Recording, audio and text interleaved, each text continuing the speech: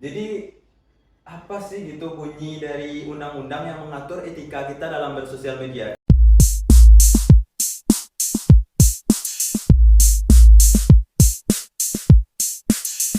Assalamualaikum warahmatullahi wabarakatuh. Hai teman-teman Umri. Kami dari mahasiswa Fakultas Hukum Universitas Muhammadiyah Riau. Nah, sekarang ini kami mau ngobrol-ngobrol nih tentang topik yang sangat banyak dibicarakan pada zaman sekarang. Zaman sekarang siapa sih yang nggak kenal sama sosial media? Ya, Bener nggak? benar banget. Karena zaman sekarang tuh nggak ada yang nggak punya akun sosial media. Pasti semua orang sudah mengenal atau masuk ke dalam dunia sosial media. Tapi tunggu sebentar. Ingat sebuah pepatah nggak teman-teman? Yang berbunyi tak kenal maka tak sayang. Maka dari itu izinkan saya dan teman saya sebagai host pada hari ini untuk memperkenalkan diri. Nama saya Rezipo Saputra LK, mahasiswa Fakultas Hukum Universitas Muhammadiyah Riau. Dan saya sendiri Adela Ramadhani, Fakultas Hukum Universitas Muhammadiyah Riau. Nah, masalah pembahasan tadi nih, topik kita tuh apa sih Dela? Tapi kita sekarang ini etika dalam bersosial Sosial media. media, ya betul sekali. Nah, sebelum membahas topik yang lebih dalam lagi teman-teman, kan nggak asik ya kalau Iya. cuman kami berdua aja yang ngomong. Maka dari itu langsung aja kita undang dua narasumber yang sangat istimewa yang akan menjelaskan lebih rinci lagi nih tentang etika dalam bersosial media. Mari kita sambut dua orang tamu istimewa yang akan menjadi narasumber kita. Silakan perkenalkan diri teman-teman. Hai teman-teman Umri, perkenalkan nama saya Dimas Triputra. Saya adalah salah satu mahasiswa Fakultas Hukum Universitas Muhammadiyah Riau dan saya bersama teman saya juga. Halo, perkenalkan nama saya Muhammad Egan. Saya juga dari mahasiswa Universitas Muhammadiyah Riau, Fakultas Hukum. Dan kami berdua adalah narasumber dari Rizi dan Adela. Nah, itu dia teman-teman, dua narasumber yang istimewa yang akan menemani kita berdua mengobrol tentang topik yang sangat banyak dibicarakan sekarang. Nah, sebelum itu kita tanya dulu nggak sih, Iya. menurut narasumber kita nih, teman-teman kita, apa sih yang dimaksud etika dalam sosial media itu menurut mereka? Sebelum itu kita tanyakan langsung ya teman-teman. Pertama kita tanya dulu ke Dimas. Baik, untuk etika bersosial media yang ada saat ini, di mana kita dikenal sebagai generasi Z atau Gen Z tersebut, itu membuat manusia-manusia sekarang atau orang tua sekarang itu menilai kita sebagai generasi muda itu generasi yang paling rusak gitu ketika kita bersosial media. Padahal di sosial media itu bermacam-macam orang di dalam sana. Ada juga yang bermuatan positif ataupun bermuatan negatif. Jadi untuk pendapat saya sendiri, ketika kita bersosial media dengan bermuatan positif tersebut, kita dapat berekspresi atau membuat kreasi-kreasi kita atau prestasi kita ke dalam sosial media tersebut. Kita tuangkan bakat kita tuangkan sebagai kita sebagai generasi muda menuangkan prestasi dan kemampuan kita ke dalam sosial media tersebut. Contohnya saja banyak sekarang konten kreator di luar sana, dia membuat konten untuk memotivasi kita generasi muda ini untuk terus berkembang dan membuat motivasi baru, di mana motivasi tersebut bisa berdampak bagi negara kita sendiri, bagi kemajuan negara kita sendiri. Wah, menarik ya. Menarik. Nah, kita tanya lagi nih sama teman narasumber kita yang satu lagi yaitu Egan. Menurut Egan apa sih itu etika dalam bersosial media? Untuk etika dalam bersosial media sama seperti yang disampaikan oleh Dimas tadi. Dalam sosial media itu ada positif dan negatifnya. Terutama untuk sebuah konten ya. Di zaman sekarang ini banyak sekali konten yang dikatakan positif, tetapi kalau kita lihat lebih dalam lagi itu bisa negatif. Dan dalam bersosial media itu kita harus beretika. Etika itu sendiri ya beradab, mempunyai sopan santun. Jadi tidak bisa sembarang kita dalam bersosial media. terutama ketika kita ingin mengomen suatu konten seseorang, kan banyak nih di TikTok ada, di YouTube ada, terutama di TikTok lah ya, kan udah banyak nih di TikTok. Dalam mengomen dalam komenan di TikTok itu ya kalau bisa nih, kan generasi sekarang bisa dikatakan juga generasi Z dan generasi sandwich ya kalau tidak salah. Sandwich itu kan atas dan bawah ya, di tengah-tengah. Untuk mengomen suatu konten itu ya bisa lah digunakan attitude atau beretika yang baik, tidak berkata kasar, dan ya hal-hal positif lah yang kita komen. Jangan hanya mentang-mentang dia seperti ini langsung wah dia gini nih, wah dia gini. Tidak baik seperti itu. Nah, berarti intinya kita harus baik gitu yang komennya, jangan sampai merusak nama baik kita sendiri di sosial media itu kan? Ya, karena begini teman-teman, untuk di sosial media ini sendiri itu kan dunia digital ya. Jejak digital itu mulai dari kita lahir sampai kapanpun itu akan terekam. Iya, Jadi, sampai anak cucu kita nanti. bakal ada gitu terus bakal ya. terus ada. Anak cucu kita nanti bisa ngeliat juga. Lihat kita apa yang kita lakukan di TikTok, mereka bakal tahu. Walaupun sudah kita hapus sekarang, yang akan datang pasti mereka bakal tahu. Iya. Nah, masalah ngomen gitu kan, bukan negara kita terkenal nggak sih sebagai negara plus 62 yang paling ditakuti seluruh dunia gitu netizennya, komenannya paling menakutkan di dunia kata orang-orang. Memang benar sih. Untuk netizen sendiri yang paling juara itu netizen plus 62 atau di Indonesia ini ya. Ada beberapa orang yang mengomentari negara Indonesia ini adalah negara pornohal lah, negara inilah itulah.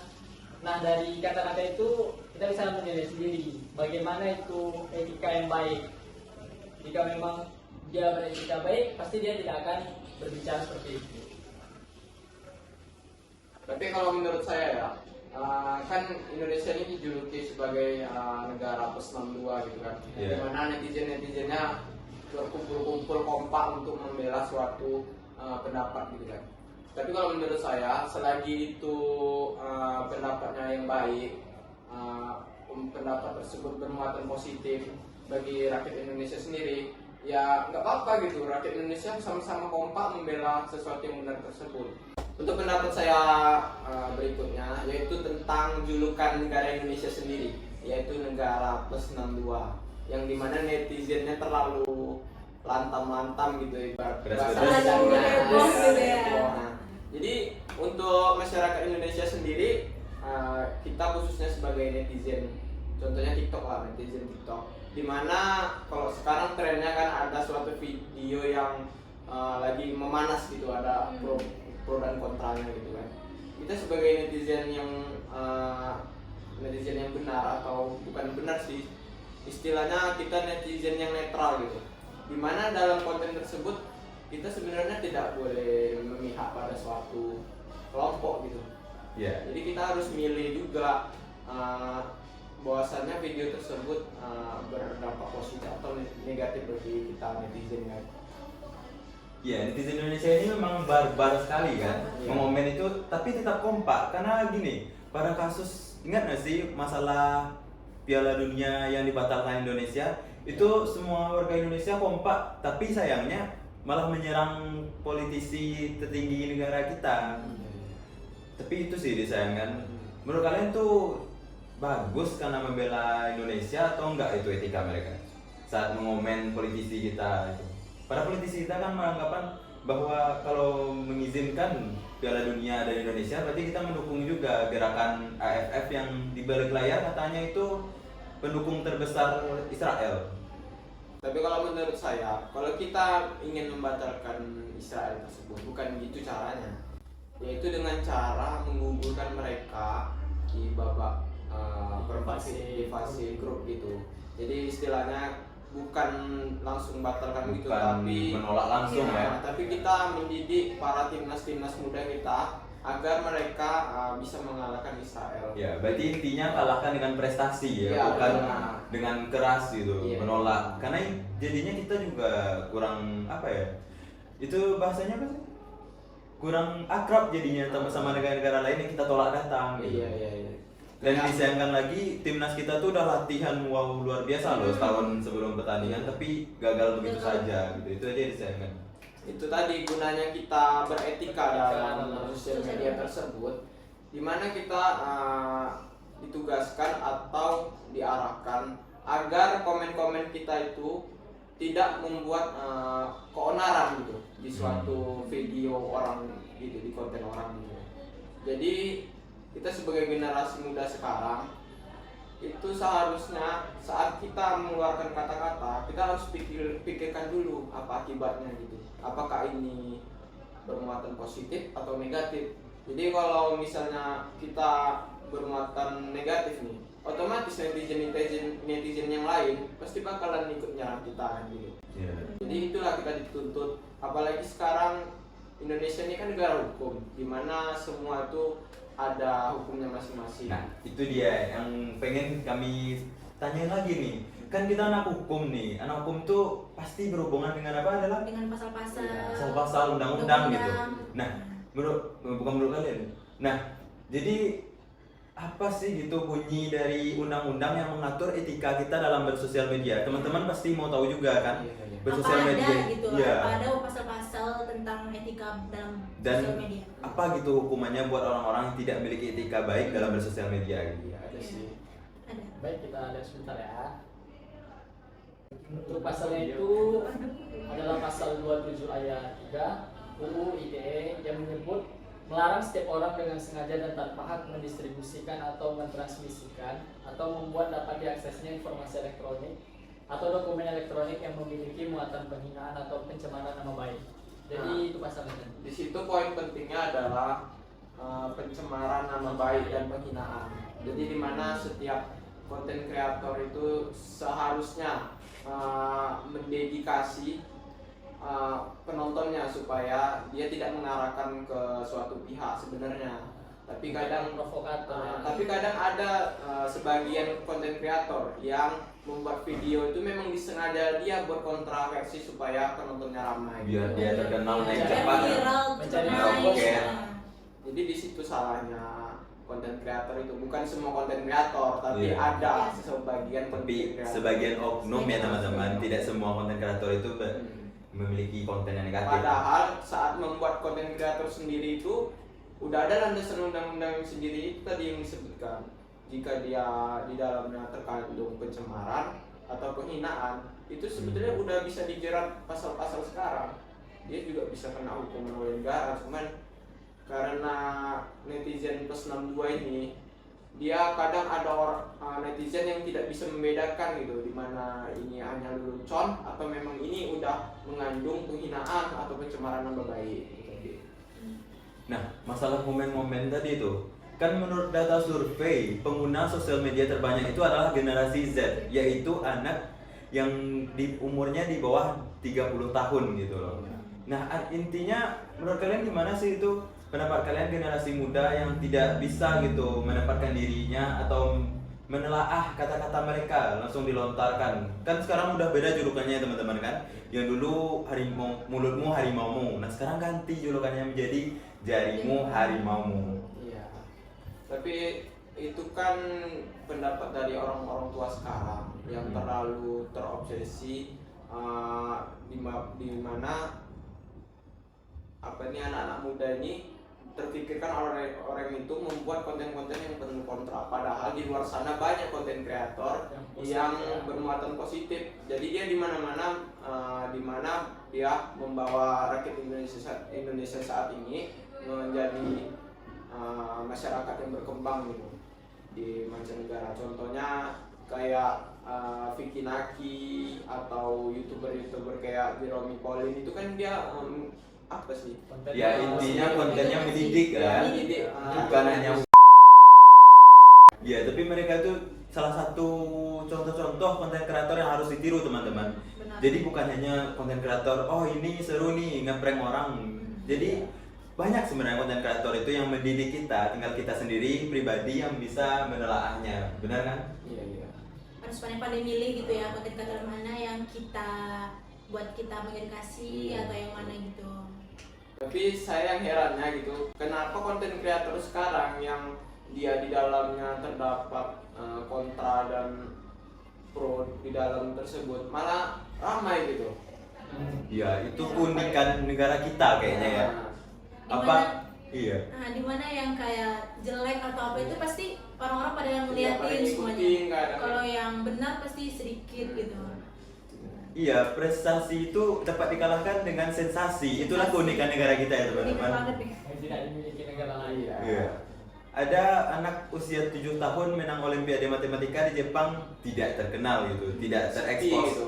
Tapi iya, tapi malahan artis yang bercerai loh teman-teman. Beritanya sana sini kan kayak kenapa sih? Jadi itu ya, kita generasi muda yang harusnya bisa gitu menggerakkan, janganlah sensasi gitu. Karena anak di bawah umur atau generasi muda setelah kita juga yang terkena dampaknya. Benar banget. Dan kami sih sebagai mahasiswa Fakultas Hukum Universitas Muhammadiyah Riau, kami sendiri berharap bahwasannya mahasiswa-mahasiswa di UMRI ini khususnya kita mengajak orang-orang di luar sana dengan konten-konten kita yang menghibur, konten-konten kita yang menarik gitu. Kita Mendidik mengajak lah ya. mendidik. Bermanfaat. Kita mengajak netizen di luar sana, ayo berbondong-bondong kita membuat atau mengikuti konten kreator yang bermuatan positif, di mana di dalamnya terdapat pemuda-pemuda yang di dalam kontennya tersebut itu mengajak kita untuk mendidik kita sebagai negara yang baik, sebagai warga negara yang baik tersebut. Wah, cukup menarik ya pembahasannya. Karena memang ya teman-teman, sekarang itu memang zamannya sosial media gitu, zaman online, zaman internet. Apa-apa itu iya. di sosial media semuanya gitu. Anak-anak di bawah umur, bahkan ada sampai anak di bawah 7 tahun pun udah ada sosial medianya sekarang, luar biasanya. Luar biasa. Jadi kami pun meminta kepada orang tua untuk lebih menguasai lagi gitu anak-anaknya. Boleh gitu sosial media, kita nggak ada melarang di sini, tapi tolong dibatasi. Dibatasi dan lebih diperhatikan. Diawasi sih, diawasi. Ya, diawasi. Positif sih. Karena semua dapat diakses sekarang teman-teman. Zamannya itu sekarang semuanya dapat dilihat melalui tangan kita. Semuanya ada di genggaman kita, yaitu di gadget. Semuanya udah ada gitu loh. Ya. Apapun yang mau kita cari Dunia itu keluar. di genggaman kita. Iya. Semuanya mencakup semuanya. Benar banget. Wah, menarik banget ya pembahasan hari ini. Nah, balik lagi nih. Dari tadi kan ada pasal-pasal nih. Iya. Hukuman apa sih atau sanksi apa yang dikenakan kalau kita melanggar hukuman gitu ya? Ya, tadi kan ada Iya. dibacakan Ada tuh dibacakan tuh Undang-Undang pasal-pasal tadi. ITE, Cyber Law tentang orang yang melanggar hukum. Melanggar hukum. Nah, hukumannya apa gitu loh? Biar lebih jelas lagi dong. Oke, baik. Saya akan menjelaskan di mana di sini terdapat dalam pasal 27 ayat 3 Undang-Undang ITE tersebut, di mana dalam suatu konten yang memiliki muatan penghinaan dan atau pencemaran nama baik akan dipidana penjara paling lama 4 tahun dan denda paling banyak 750 juta. Wah, menakutkan ya. Iya. hukumnya. Lama juga ya, 4 tahun itu lama. Jadi pasal tersebut membuat kita Lebih hati-hati lebih lagi. hati-hati terhadap komenan kita di suatu sosial media tersebut. Sebelum kita komen, kita memikirkan dulu apakah ini baik atau buruk gitu. Dan lagi kita harus lebih mengedukasi adik-adik kita ya, yang belum Iya. ngerti masalah Iya. ini. Kalau seumur-umuran kita ke atas gitu kan udah ngerti, oh ini ada hukumannya, ini salah gitu. Tapi adik-adik yang di bawah 17 tahun, 15 tahun itu kan masih belum mengerti gitu loh. Dan kasihan juga kalau sampai kayak dihujat gitu loh. Karena mental orang tuh nggak sama. Iya. Kayak gitu. Wah, cukup menarik sekali ya topik kita hari ini, sangat membuka luas lagi pikiran kita tentang sobat sosial media, bukan hanya tentang menonton video, mengomen, menghujat ya. Nah, sebelum itu ada nggak sih pesan-pesan buat teman-teman kita di luar sana atau yang sedang menonton ini? Baik, untuk pesan-pesan tentu saja ada dari kami selaku narasumber. Yang pertama itu kita harus lebih bijak lagi dalam sosial media, terutama untuk mengomen suatu konten ataupun suatu video ya. Kita tidak boleh langsung tergiring ke sebuah opini yang membuat kita wah ini begini jadinya. Kita harus menelusuri lebih dalam, kita harus mengetahui lebih jauh benar gak sih apa yang dikatakan oleh orang, karena zaman sekarang ini tidak semua yang digambar ataupun tidak semua yang di video itu benar dengan kenyataannya. Intinya harus menjadi netizen yang cerdas ya. Ya, harus Bisa cerdas, membedakan bisa gimana membedakan benar. mana yang baik, mana yang tidak. Ya. Jangan langsung terprovokasi lah istilahnya. Bagaimana, Dimas? Ada Ya. tambahan? Menurut saya pendapat Egan tadi sudah sangat benar gitu. Dimana kita diarahkan atau ditunjukkan supaya komenan kita atau hujatan kita itu tidak menjadi kontroversi bagi masyarakat di luar sana. Apalagi sekarang kan banyak anak kecil yang melihat konten-konten kita generasi muda ini. Jadi kita tergantung kita. Kalau kita membuat konten tersebut atau kita membuat komentar yang baik-baik, maka insya Allah orang itu akan ikut baik perilaku untuk generasi berikutnya. Karena apa yang akan kita tabur itu akan kita tuai lagi ya intinya. Kita kan juga bakalan tua gitu, bakalan jadi orang tua. Dimana kita nanti bakalan punya anak-anak kita ya itu tugas kita sebagai orang tua, mengarahkan mereka, Mendidik ya. mendidik agar tidak terjerumus kepada konten-konten yang negatif gitu. Ya. Pesan-pesannya sudah cukup kayaknya ya. Sudah cukup ini. Ya, kayaknya udah nggak sih dalam? Iya, udah Udah panjang sem- juga kita bercerita. Udah semuanya gitu kita bahas. Semuanya Penjelasannya udah jelas. Iya, udah jelas tentang etika dalam bersosial media. Nah, mungkin sekian dulu ya teman-teman. Kami izin pamit undur diri. Saya Rezivo Saputra LK. Dan saya Dina Ramadhani. Saya Dimas Triputra. Dan saya mau menekan. Kami mohon pamit undur diri. Assalamualaikum warahmatullahi wabarakatuh. Bye bye. Dadah.